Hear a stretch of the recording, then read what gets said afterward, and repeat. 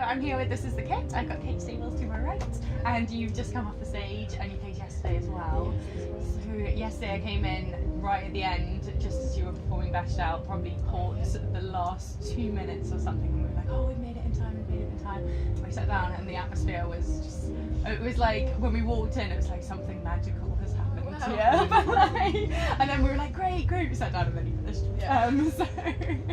But it did seem like a really special night. Was it that? It was a really nice gig, yeah. The audience were lovely, and we just had a good time. It was really nice. We were playing with the sort of maximum capacity band, getting as many people that know the songs as possible playing. Okay, and so that was really good fun. So that's... Is that how it kind of works then? Is there sort of a nucleus and then? I guess I'm the nucleus. Yeah. Sometimes I do solo gigs, sometimes just with Rosie or just with Jamie or just with Neil.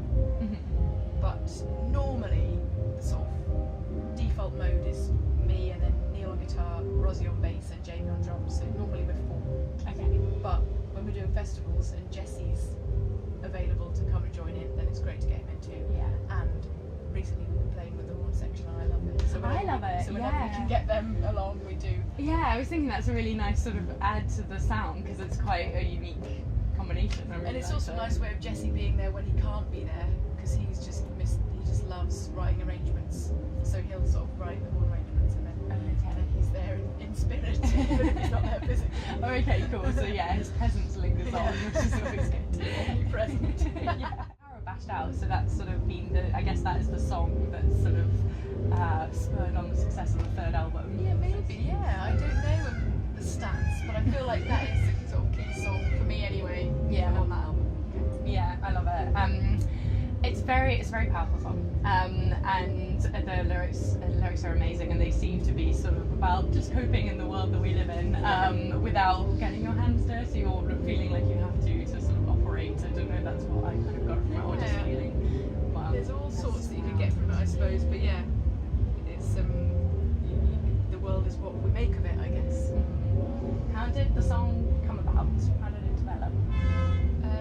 How did it develop? I feel like it was, I mean, I've been playing, it's one of the first ones that were written for the new album, so I might have had it for at least a year or maybe even 2 before we made the album, so I'll have to really delve back into my memory banks to try and remember sort of where I was at when I wrote it, but I guess just sort of ponderings about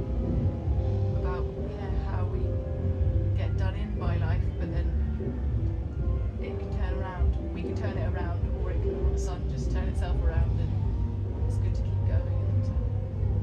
And you know, look at the view. Oh wow, there's dogs and peacocks. How is it then once so you've written the song presumably, and it's they're very sort of deep thoughts, and then how is it sort of bringing in the rest of the band, and how does the dynamic work between all of you?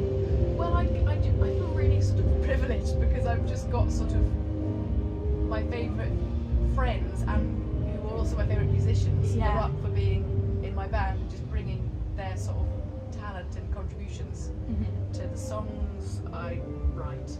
So that is an amazing privilege.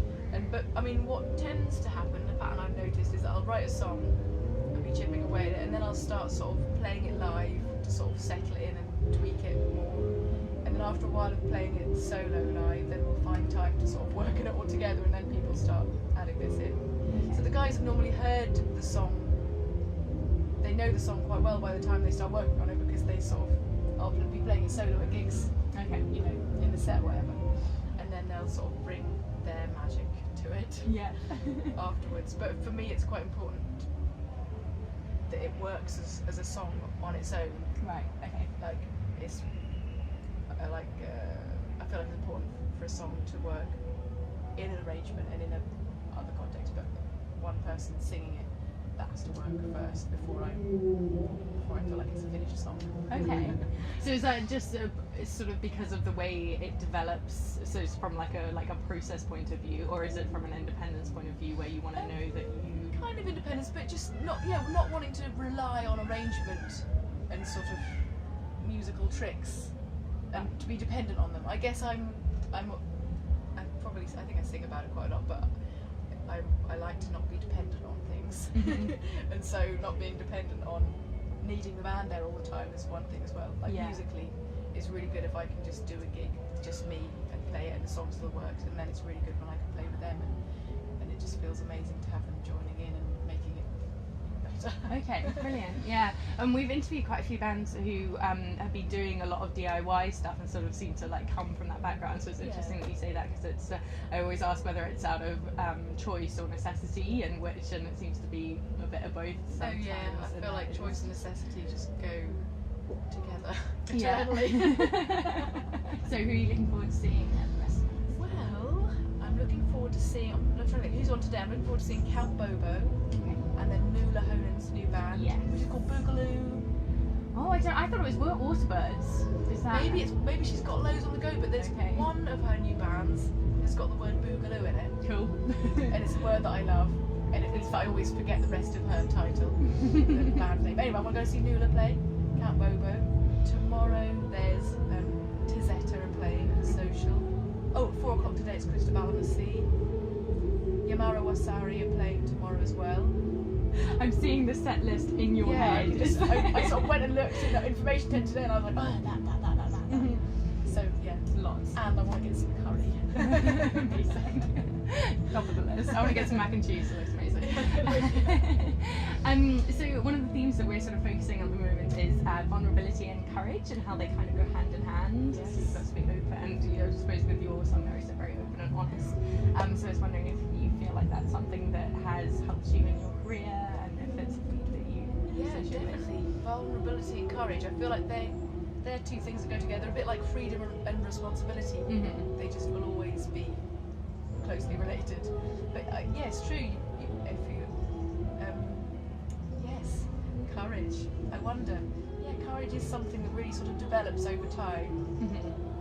whatever sort of path you take. And I feel like doing music and gigs is a particular relationship with courage, depending on what you struggle with in the first place.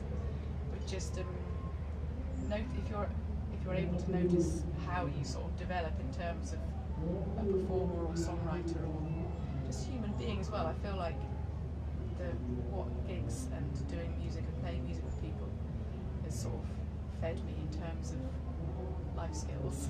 Oh, yeah. It's amazing. I mean, who knows? There's no control test, so I might have learned the same skills doing some other job. But I feel like I feel lucky to have learned what I've learned so far, and lucky that I know I'll be learning much more Yeah, for in sure. the future as well. There's lots to learn. Would you have any advice to young artists coming up, especially women, who are just getting started, or Yeah. especially on the confidence front? I feel like just to be yourself, if that's what you're into. Because some people are really good at being an actor and yeah. becoming another sort of character, and that's good as well. But just to if you can just sort of tap into your inner punk and not care what anyone thinks, Yeah. then it's great. Just be who you are for people, and then they'll like it. Or if they like what they do, then they'll come towards you, and if not, then eventually the people, they'll hang around. I think it's really important just to sort of be true to yourself, but it's not always easy. It's not That was easy to going know to be what yourself my next is. question. How do you be yourself? Yeah, but I feel like doing it, keeping going, and keeping chipping away, that does become clearer. Like this sort of, picture does become a bit more decipherable in terms of what yourself is. And then also there's the added thing that we're changing and growing all the time anyway. So then that picture's changing. It's getting clearer, but also changing at the same time. Yeah. So you just have to sort of have faith and keep going, really, and remember to sort of support yourself and other people. I feel like it's good to bear in mind the idea of community and who you work with and who you help out, and the way other people help you out, because that is just, I don't think anyone can get by in music without that. Yeah. I mean, I feel like most of my life as a musician has been calling favours, can we come and stay at your house tonight? We're playing a gig in Oxford and we haven't been able to stay, things like that. Music community. So you just help people out and let yourself be helped out, and to notice it when it happens it's easy to sort of feel shat on. But then it's really good to remember when people are being Nice to you. Yeah, I don't know if that's very that wasn't a very concise answer. No, I think it was a brilliant answer actually, because it can be such a sort of internal thing, or sort of just be yourself. I think a lot of people take that to they don't know how to, but also it's a very internal sort of struggle. Whereas you're saying that the community is what actually like helps you reveal that to yourself, which is really interesting. Like it's not actually just you sitting in a room being like, who am I? It's like going out there and like acting on it. Yeah, and if you can sort of practice, I mean, I need to practice. Everyone needs to practice. Just sort of being in the room, whether it's you on stage in a room or you watching someone else in a room. Just really sort of being there with sort of open eyes and an open mind and heart. Yeah. I think it's really good to just sort of master being present in a place, and I think you'll go far. That's great. I was always wondering about that actually, whether when a band like plays loads, your mind must wander through. So I mean, your mind wandered to your book. Yeah, my mind wandered to my book, Planet of Exile by Ursula Le Guin. Yeah. It's a good one. But every time I hear them, it makes me think of a Johnny Morris story that my daughter listens to, like story tape. And there's a peacock called Fanfare the Peacock. Okay. And it's great. Aww. So I just have to extract myself. That was my mind wandering again. Your daughter here this weekend? Yep, she's here roaming around somewhere. She's 9. Okay, great. And does she sort of come on? You're not really on tour. You're just going to bits and bobs around. Yeah, I mean this summer we're away from home all summer because we've got festivals most weekends. So she comes with us for that. Yeah, she's with us. Well, this is a good one for it because there are loads of kids around. Yeah, it's really nice. She's having a great time. And then lastly, in August you're going to be in Bristol at Cafe Kino. Did you say? Doing an Ursula Le Guin. That's the same lady again. Oh, okay, great. Appreciation Day. I'm really into her books and her writing and what she has to say.